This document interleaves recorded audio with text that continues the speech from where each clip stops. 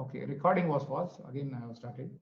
So attacks onto the DNS servers, like attacks on a stub resolver, which is called DNS client, attacks on recursive server, attacks on authoritative server, attacks on.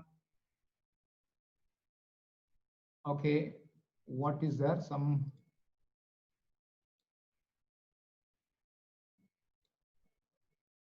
Audio is clear?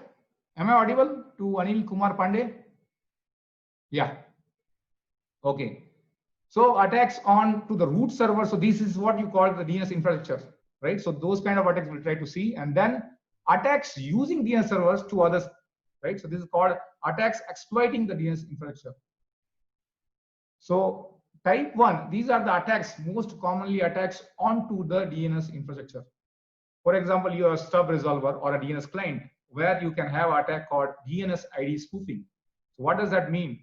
DNS ID spoofing says that if client is talking to a recursive DNS server for knowing the IP address of any domain name, now the client will get the response from some other guy who will spoof the ID of DNS query of the client, right? And the fake guy will give the fake reply. The attacker can give the fake reply. So this is called DNS ID spoofing. Then you have, of course, called a man-in-the-middle attack, where again, suppose I am the client and I am sending a DNS query to the DNS server, a recursive DNS server, but on behalf of DNS server, some other attacker is actually replying, right? So he is spoofing the IP address of your recursive server and replying. So this is called man-in-the-middle attack. Again, the attacks on recursive server or recursive resolvers are NX domain. NX domain is the thing. The attacker is sending a lot of DNS queries to DNS server with the the domain name which is not there actually, which is not exist. So those domain name it will ask to resolve. Now the recursive server will find that those domain names are not valid. Then what it will do? It will actually reply back to the client saying that your domain is not valid. It is not there. And again, it will keep a copy of the same into the DNS cache, saying that this domain is not there. And the cache will be actually filled. So what attacker will do, he will keep sending the queries with the domain name which is not there, and the cache will be full. And then when the cache is filled, the recursive resolver actually will not be able to respond to the legitimate client, right? So this is called NX domain attack. Now we have something called cache poisoning. This we'll see the demo actually. The cache poisoning is nothing when a client sends a query to the recursive server. Now recursive server will actually follow the hierarchy. It will go to the root and then TAD, STAD, and then from authoritative the DNS server to get the reply. Now what will happen? The attacker will spoof the IP address of the authoritative DNS server, and that reply will be given back to the recursive server. And the recursive server will poison the cache. Actually, what it will do, it will put that wrong entry, which has been given by the attacker, into the DNS cache. So it is called DNS cache poisoning.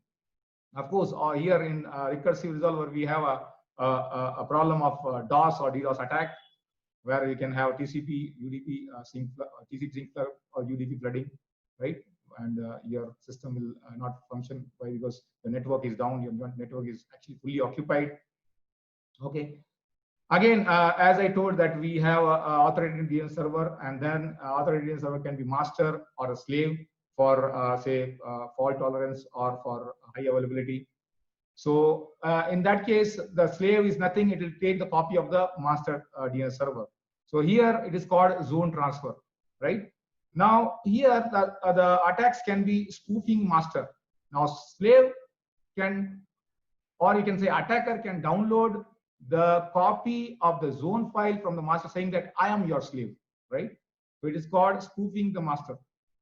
Again, hacker can actually corrupt the zone files if we will get the root privilege of that particular DNS server. And you can have something called modified data attack. Again, for modified data, you need to get the root access, right? Okay. So let us discuss man-in-the-middle attack. So here, what is happening, as I told you earlier, the client, the host, will send a DNS query to the DNS server or to the recursive DNS server, right? And what will happen here, before this recursive DNS server will reply, the hacker system will replace with a fake IP address. So I am asking for www.crack.in, but I am getting a reply from one fake DNS server or a forged DNS server, right? And the legitimate reply will be dropped by the host because he has already got the reply. So this IP address is wrong IP address, which has been given by the attacker's machine, right? So this is called man-in-the-middle attack. DOS attack. DOS attack is nothing. What I'm doing, I'm actually, or a hacker, what hacker is doing is sending lot of DNS queries to the DNS servers, right? And DNS server actually will be busy to resolve those queries, where the legitimate user will send a query, it will be dropped, right? So it is called denial of service attack. But this attack can be more dangerous when it will be converted to distributed denial of service. So here, what is happening actually? The attacker is having control on the bots or zombies machine, right? Through some pirated software or something like that. And the attacker will send a command saying that please send or please do a DOS attack to a particular website or a particular IP address. Now, what they are doing, zombies machine, they are continuously sending the DNS queries to their DNS server, right? And then the DNS servers actually network will be choked here. Network will not work because now a lot of queries are coming from different clients, so it will be choked. So legitimate user actually will not be able to get the response of its query, right? So this is called distributed denial of service.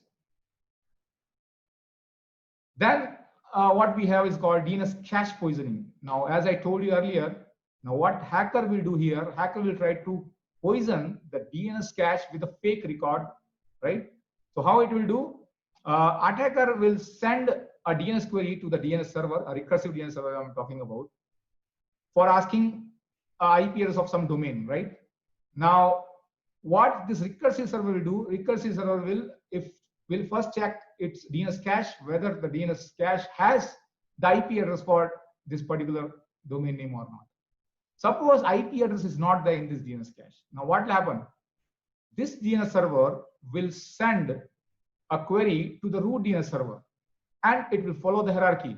But what this guy will do, this guy attacker will spoof the IP address of authoritative DNS server and give the fake reply to the DNS server, saying that I am the authoritative DNS server for example.com and the IP address which you are asking is this. So this is the fake response is been given to the DNS server by the attacker. And this DNS server, what it will do, it will actually put this entry into the cache, and this is the wrong entry which has been put in the cache, right? So you are poisoning this cache of the DNS, right? So this is called DNS cache poisoning. So you can have a demo here. Let us have a demo here. So I guess you'll be able to see my screen. This is the Linux machine.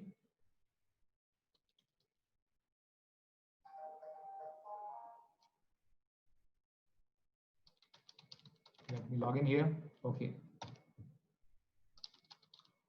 So what I do here, this DNS cache poisoning actually, it can easily done on the DNS server or a bind server. The version is actually from 9.3 before, but current version is 9.14, right? So what I have done, I have installed 9.3 version DNS server here, and on that server, let us try to do this attack. So let me check.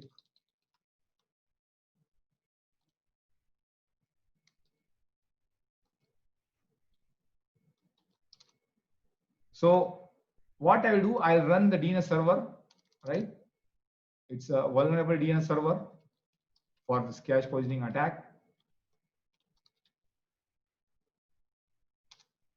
right? And I'll check whether this DNS server is running or not. On port number 53, 218 is the IP address. You can see 218 is the IP address here, where this vulnerable DNS server is running, right? Vulnerable DNS server is running. Okay, done. Now, on attacker's machine, so what I have done, I have used a Kali system. Kali system here.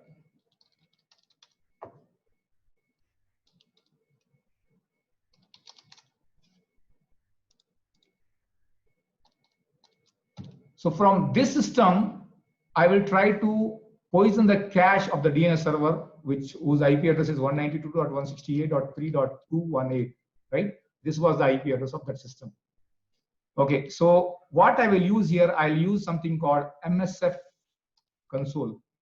So Metaxploit framework I'm using to exploit that attack. So let me open this Metaxploit framework. Okay, I'm here. You can see there are a lot of exploits are available. So I will use one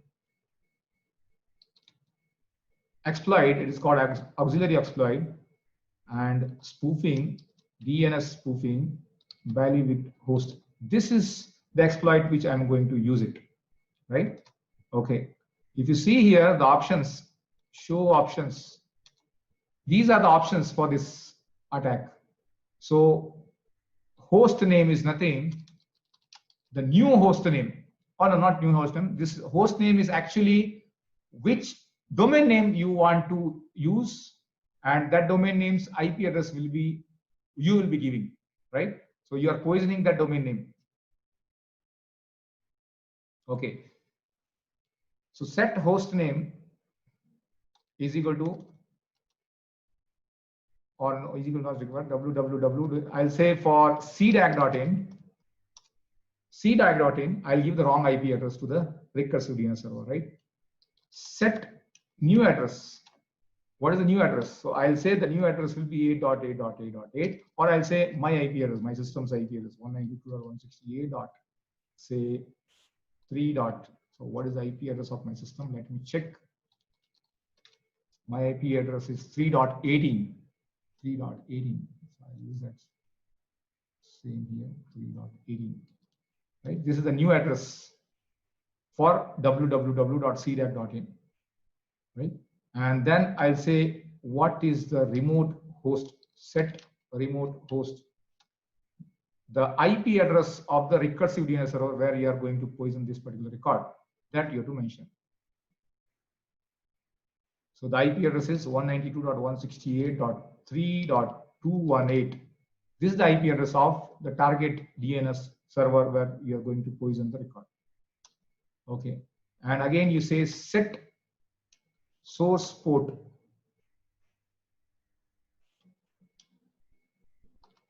Source port is 53, means that DNS server is actually running on port number 53. So if you say show option again, these are the options which we have set. The host name is www.cdag.in. New address will be the my system address, IP address, and then remote host is okay, and source port is 53. Done. Now let us try to run this. Right? If we say run this DNS or this hacker's machine, the Kali machine, what it will do? It will try to inject this poison record to the fake record to the cache of the DNS recursive DNS server. Right? So if you see there, the traffic on that DNS server,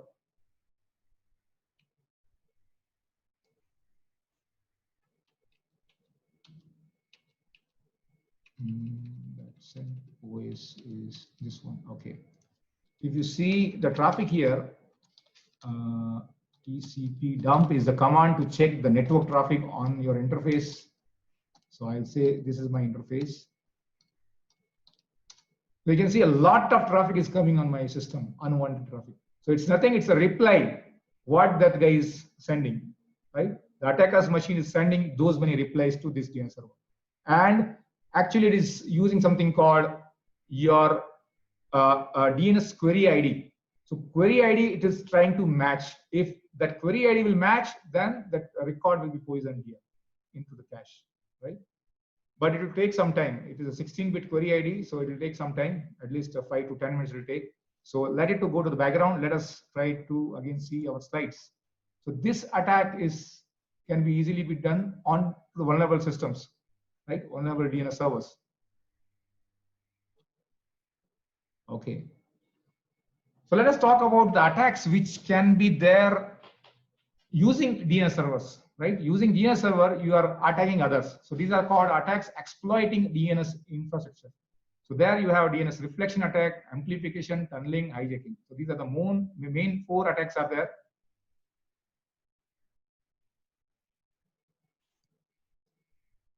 So let us discuss DNS reflection. What do you mean by DNS reflection attack? Now, DNS reflection is nothing.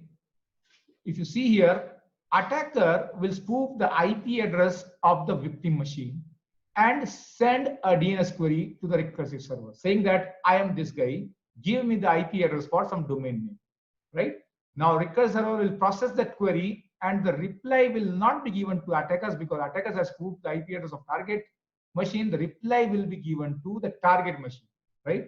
So it is called reflection.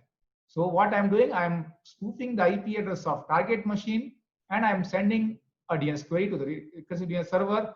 The recursive DNS server will actually send response to the target victim. So I'm doing a reflection here. The query I'll send, response will go to the target machine, right? So target machine will get unwanted traffic, which it should not get it, right? The target machine will get the unwanted traffic.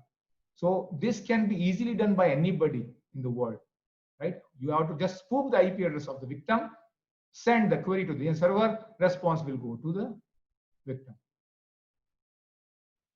Now here, this can be amplified. This will be most dangerous here. This reflection can be amplified. For example, the attacker will say that I want to know the all record of a domain called google.com. So you can see in the google.com, you have multiple subdomain, right? Like you have maps.google.com, you have mail.google.com, you have actually translate.google.com. Plenty of subdomains are there, right? So I'm asking all the records for a particular domain. If the domain is huge, then the reply will be more there. So I am amplifying here this attack, right? The reflection is been now amplified and the target victim will get lot of response from the recursive DNS server, right? And the network can be choked off this target system. So this can be easily done. So you can actually use a tool called DNSDR DOS. So let us try to explore that tool. This still it is doing actually. So what I will do, I will stop this. I will stop this and it will take some 10-15 minutes. Let me stop at Kali also. Stop here. And then on to the CentOS. Let us see whether we have DNS. Yeah, we have DNSDR dot. So this particular program you can download from the internet, DNSDR.c. This can be easily downloaded from the internet. So we will use this program for DNS amplification attack. So I already have run this command.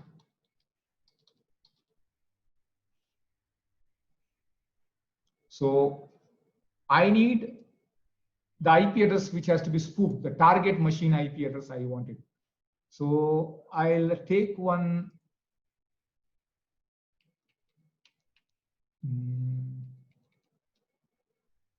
This scenario.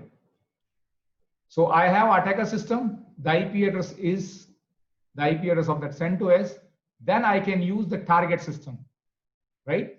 And I will send the queries to this list of DNS servers. These are the open DNS server in the world, right? 8.8.8.8, 8.8.4.4, and so on. So this is the list. This list can be increased, right? So the queries will be sent to this open DNS server, and I'll spoof the IP address of this target machine. And this recursive DNS server will actually reply to the target machine. Reply will go to target machine. So what I'm doing, this is what I'm doing. It's a DNS reflection and amplification attack, right? So this list should be there with me. This list of the DNS server. So this is there with me. So I have list here. You can see this is the list. These are the DNS server which I'm using here, right? So I'm using at least 6 DNS servers. Let us try to run this DNSDR DOS.c -f file list file and spoof the IP address. Now where the response will go, what is the IP address of the target machine? So let me give the IP address of Kali. Let me give the IP address of the Kali as a target machine. So I'll say my Kali is this, And if you see the IP address here, okay, IP address is 3.18 is my target machine. So here unwanted traffic will come, which is being generated by the hacker's machine, right? So this is sent to 7.168.3.18 is target machine. Now, for which domain you are asking? For which domain the query will be asked? For google.com, and loop this particular program to this many number of times. This many number of times the query will be sent to these many DNS server from my system, and the reply will go back to target machine, this spoof IP address. So here I'm spoofing the IP address like this, and it is okay. Some question is there.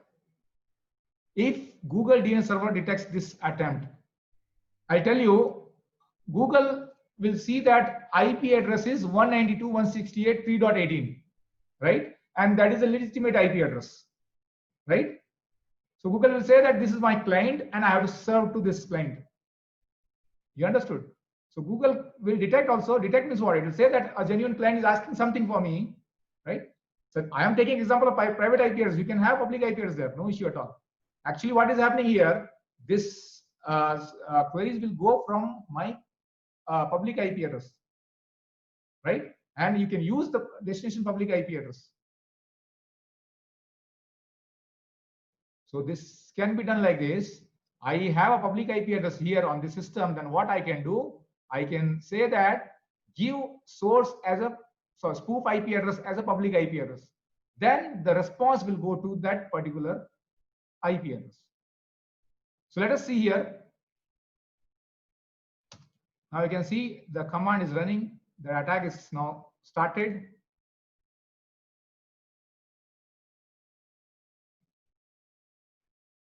And if I see here TCP dump minus I ETS0 minus NNN. Now here on the Kali machine, okay, is it paused? Can you see my screen?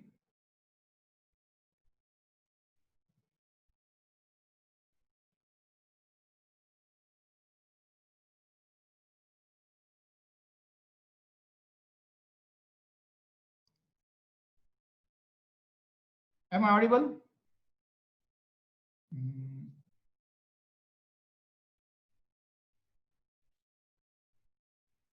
Anup, am I audible?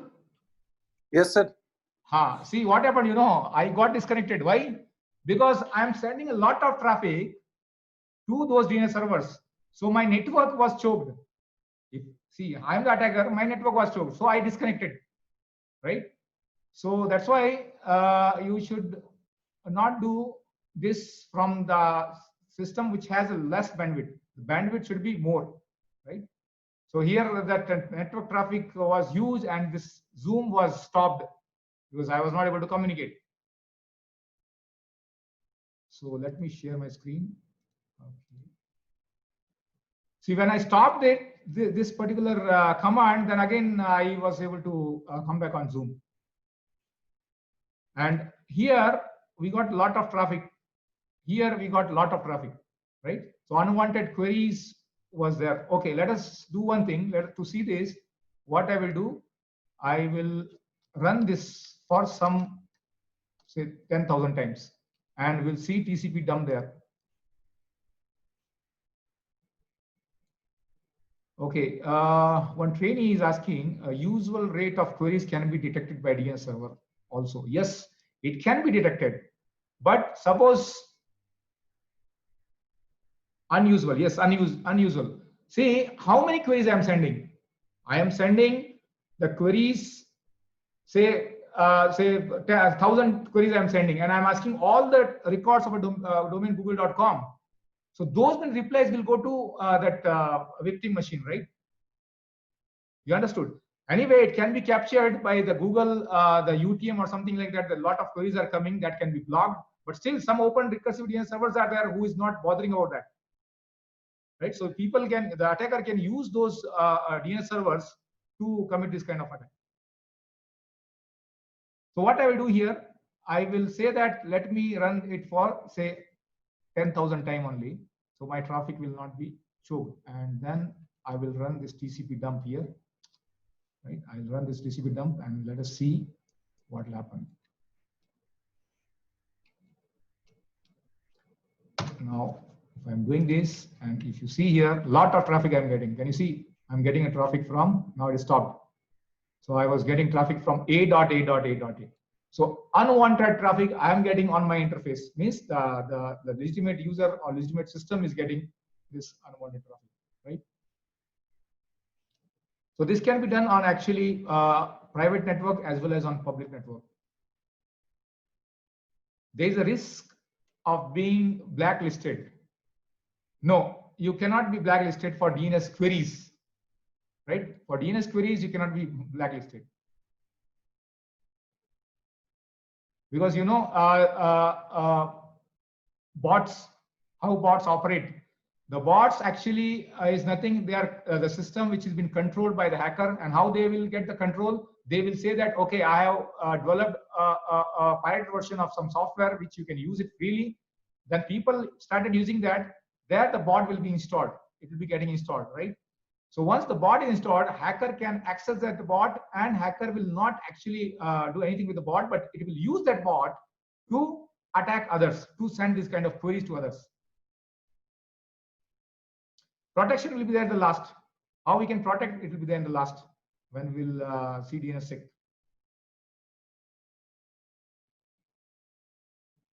Okay, one query is there. Let us say we are admin of our DNS server. Apart from updating the latest version, can I use some Redis script to detect this? Okay, see, for that kind of attacks, you should have DR DOS appliance, right? It is called distributed DOS appliance, UTM appliance. You have to use it. So normal thing you cannot detect as a normal, like if you're using IDS, IPS, they will not detect this. But if you have a UTM or DOS appliance, you can get it. Okay, so this is what is the reflection and amplification attack. Let us again move back to the slides.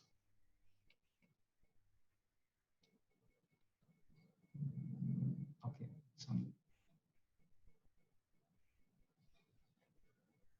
okay, so we have one more attack which can be there actually, and it is using your DNS infrastructure to perform this kind of attack. And this attack is called DNS tunneling.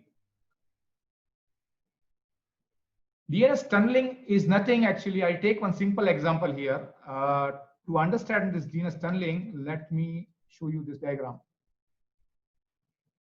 Can you see this diagram? Right? So what is happening here? I have an office where some network is there, and I'm sitting at home, right? And I can connect to my office. Okay, leave it. Now what I want here, I want the files or remote access of this particular system from my home network without knowledge of the administrator or a network administrator, right?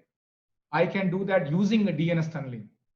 You know what I want? I want remote access of this particular system which is there at my office, and I want it at home without knowing of the network administrator. And here you can see this system is connected to LAN, right?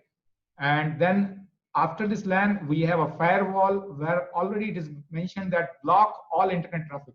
So now you can see here, internet is not available onto the system. Even from outside to no inside connection, from no inside outside, it will block here, block all internet traffic. But here it is mentioned allow DNS traffic. So DNS traffic is system administrator or network administrator is allowing here on the firewall. It is very dangerous, right? And anyway, in some cases required. For example, the same LAN system administrator is sitting, and that administrator is telling, I want to access internet. So I'll say allow DNS traffic, right? So in that case, what will happen here? I will use this DNS protocol to send some traffic from this DNS, from this system to this system using DNS protocol. So this is what you call as a DNS tunneling. So you can get remote shell, you can send some file from this system to this system using DNS tunneling attack, right? Okay. So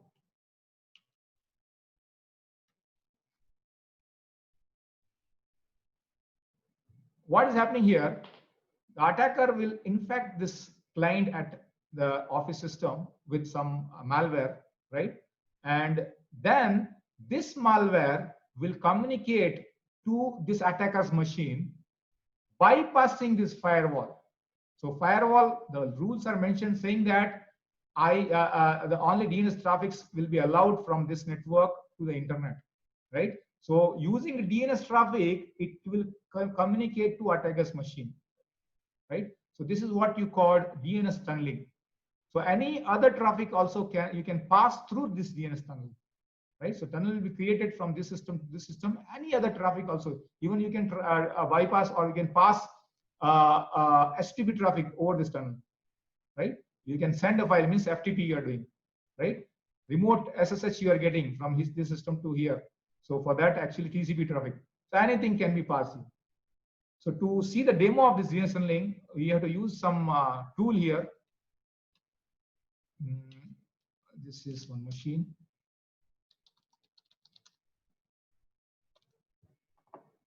And if you see here, this is one machine, right? 3.218, 3.218.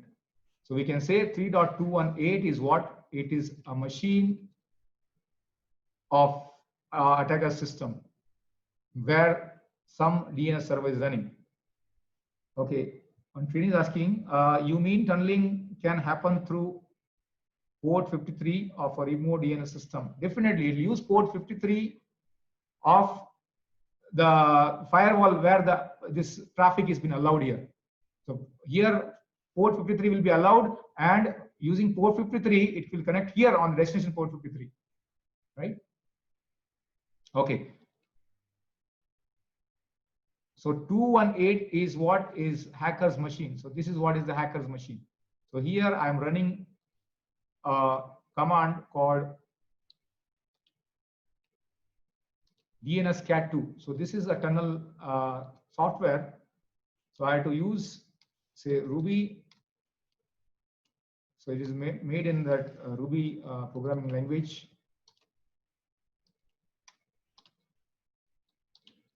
Okay.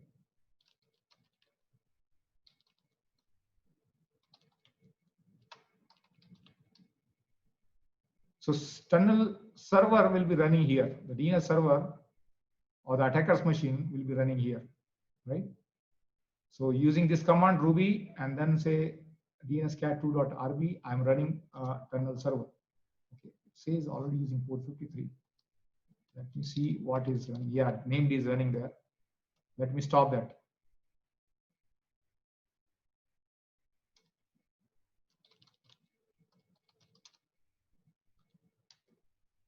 Okay, so named is running. I'll say kill -9. This particular process I'm killing.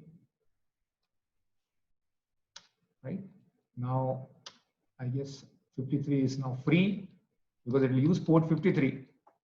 This DNS server, or you can say this DNSCAT2 server, will use port number 53. Now the server is started. The hacker's machine is started. Now we'll go to the office machine.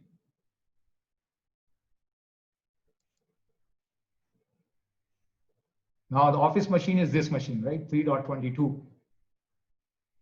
So we have one more CentOS here.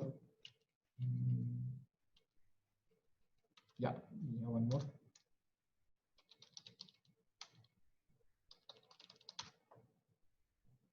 So this is the machine here where we are running one more software, one malware I'll infect here, right? That malware is same DNSCAT2. So that malware, I'll use this command. I'll say DNSCAT C DNSCAT2 and then say client. Here I'll say /DNSCAT with this DNS server, the IP address of the attacker's machine. 3.218 is the IP address of attacker's machine. If you see here, the IP address of attacker's machine, this machine is what? 3.218, right? So this is what is in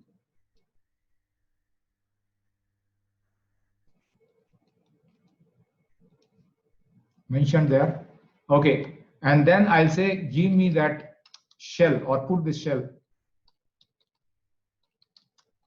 So this shell will be given to the attacker's machine, and it will use DNS infrastructure, means it will use port number 53 only. So here, if you see, the firewall is enabled. Firewall is enabled. It is mentioned that policy by default input incoming connection, it will drop.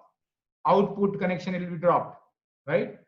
Input and output, nothing is there, but allowing only port number 53, right? Port number 53 means the DNS traffic will be allowed. That's all. So I cannot even ping to that machine. 3.218.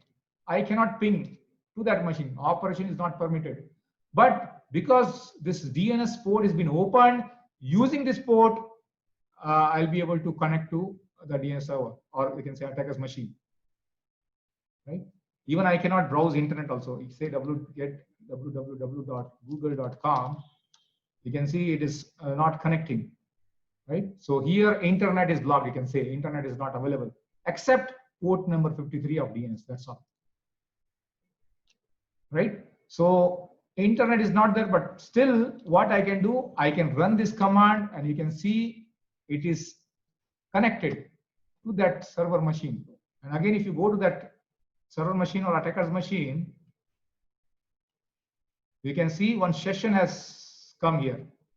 New window has come, right? So I'll use one new window has come, one number. This is bin SS, a client is there, right? Now you can see I can do what? I'll use that window and I got the shell here. I got the shell of that system where the malware I have run, right? So you can see I can execute command. This command has been executed there actually, and output has been displayed here. So I got the remote shell.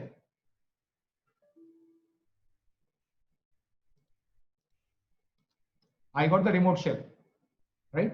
So if you want, you can see the content, or if you want, you can use any commands there, right?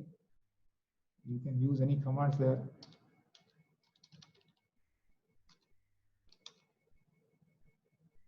Right? See, these all are the file of that particular system, which I'm able to see here at attacker's machine. So even though the internet was blocked, I am getting the remote access of that system on port number 53, right? So if you want, you can see the files which is stored there. See, this is the content of that file. Even what you can do, you can even change the root password there. So I got the root shell here, right? So if I say PSSWD, I am changing the password of that system which is stored or which is there in that office, right? So I am giving new password.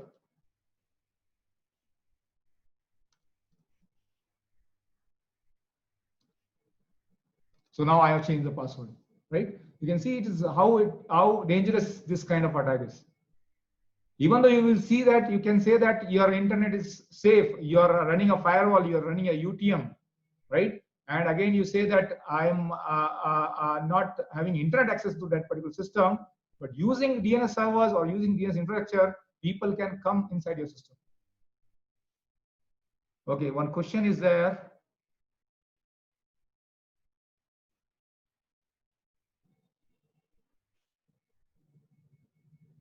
Hemant is asking some question, right? What is the use case when the internet blocked?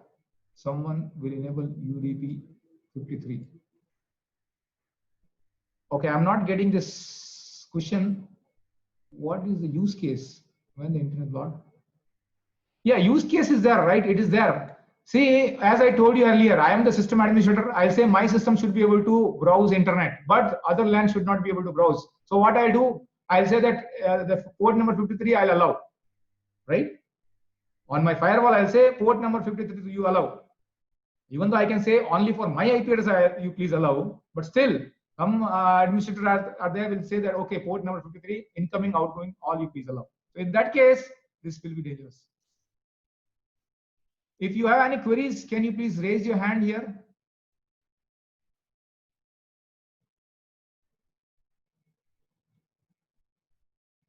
Can you please raise your hands if you have any queries, doubts? I'll unmute you and then you can ask the question.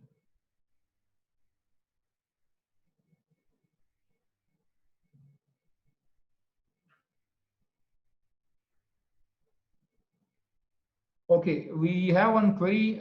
He says that from a malware in the LAN, DNS port is open towards internet. Now, what is the question here? Malware in the LAN system that people can install. Then DNS port open towards internet. Yes. Then this kind of attack can be easily done. If this is the scenario, this kind of attack can be easily done. Yes, yes. Okay, so we'll move back to the slides here. I hope you are getting.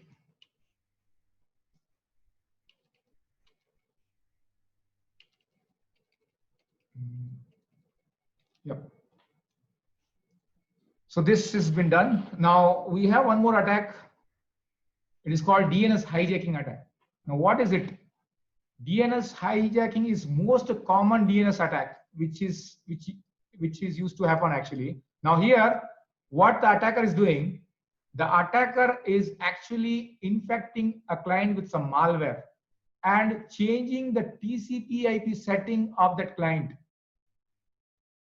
Changing the TCP/IP setting of that client, right? Now what changes he will do, he will say that the DNS server which is mentioned in the client is now not the legitimate DNS server, is a rogue DNS server which I am running. And then your queries will come to my DNS server and I can actually have a control on this rogue DNS server, and I can redirect you to the fake websites. So this is already happened actually in 2018. If you buy Chinese router, they used to do this. Chinese Wi-Fi router, if you're buying, they used to do this kind of attacks very easily. Okay. So this demonstration has been done. Now what I will do, I will give the control to Anup Kumar Pandey. He will continue with DNSSEC. Before that, if you have any question, queries, doubts, you please let me know.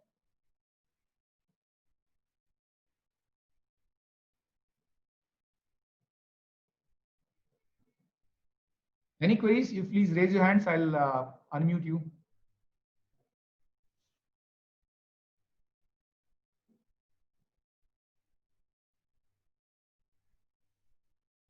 Yes, definitely. DNS hijacking will be used in phishing. Phishing is sending you an email, right? And they'll put some links, and then if you click on that links, you'll be redirected to some website. There they're asking you from you that like what is your personal information or financial information like your bank account number and all. So that is phishing only.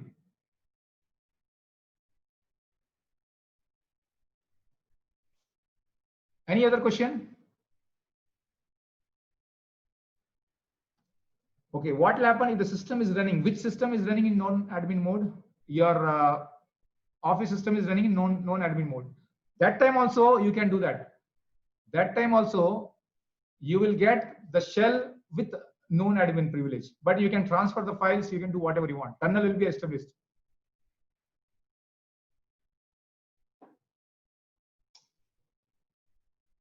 Can we disable port 53 to protect from tunneling attack? This is a very good question from Usman Azad. He's telling, can we disable port 53 to protect from tunneling attack? So suppose you are disabling port 53 from the firewall, then the DNS queries and responses will not happen, right? So if DNS queries response will not happen, you will not be able to browse internet. Internet will not work inside your network anywhere. So DNS port has to be open the firewall to browse internet at least.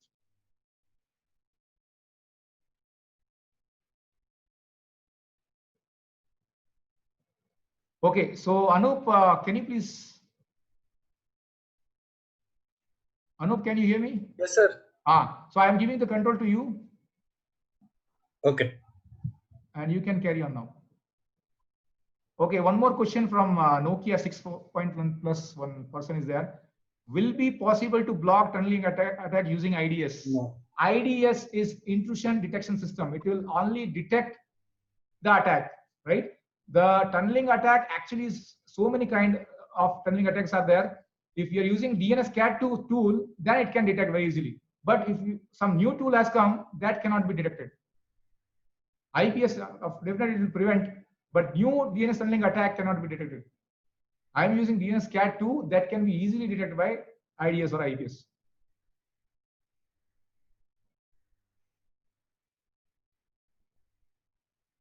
Now control is being given to Anup. You please carry on now.